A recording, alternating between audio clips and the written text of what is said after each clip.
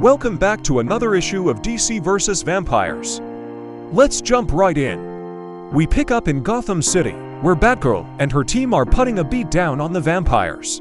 The Condiment King grabs the vampire Damian Wayne from behind and is quickly put down permanently.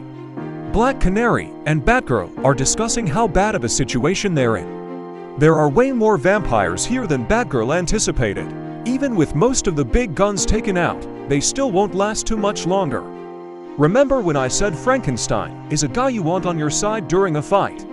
Here is a perfect example of why. He tells the others to run while he holds off the undead. Batgirl tells him that's not the plan. They all have to wait a few more moments. It's then that the cavalry arrives, riding motorcycles.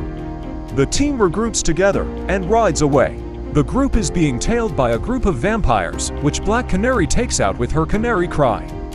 Damian asks if they should all split up, but Batgirl says no, they're almost there. Gorilla Grodd then hits Frankenstein with a cheap shot, knocking him and Cassandra off the bike. The team has no time to stop for them, so they keep pushing forward. There is a roadblock up ahead, but the heroes only speed up towards it. They all manage to make the jump over the barricade, and they think most of their troubles are behind them. But judging from the next panel we see them in, I'd say their troubles are just beginning. We now move the story back to Green Arrow at the Smallville Blood Farms. Grifter is keeping watch for any guards, while Oliver and Swamp Thing are secretly preparing for escape.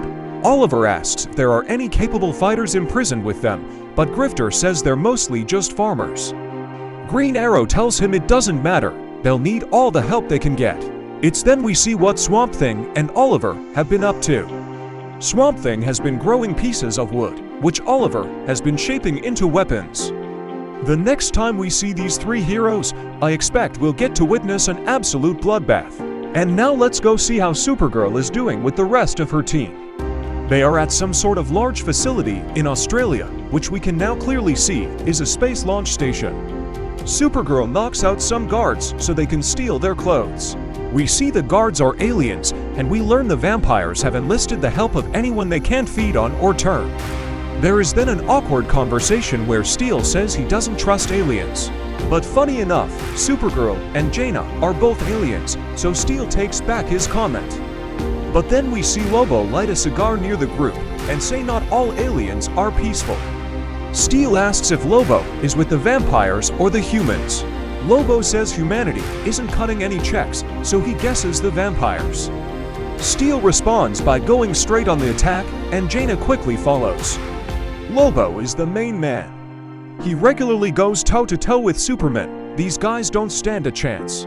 Luckily, Supergirl is smart enough to offer Lobo a deal. We don't find out what exact deal was made, but it's obvious that Lobo is helping them sneak onto a rocket. He tells the people guarding the entrance that he's there for a prisoner transfer on the shuttle, but they're not buying his story. The vampire Martian Manhunter sees the commotion and goes over to investigate the issue. I thought this panel was hilarious. Instead of thinking of some sort of lie or escape, Lobo spills the beans on their plans.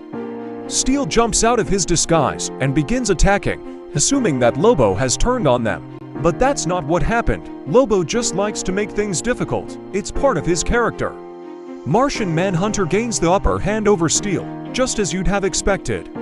On the other hand, Lobo is faring much better against Miss Martian. Martian Manhunter is now making his way towards Supergirl, and Jaina is standing in his way. Manhunter tries to talk them both into just surrendering, but once he gets close, he sees he has been tricked. Jaina used her ability to control water to make it look like Supergirl was standing behind her. The entire plan was just a ruse to distract everyone so that Supergirl would be able to sneak her way onto the spaceship. Manhunter realizes what has happened, but it seems to be too late. Supergirl was successful in making it onto the shuttle, which means in the next issue, she should have her powers back. And that is where we're going to end issue 11. If you are enjoying this series, be sure to hit the like and subscribe button. Thanks for watching.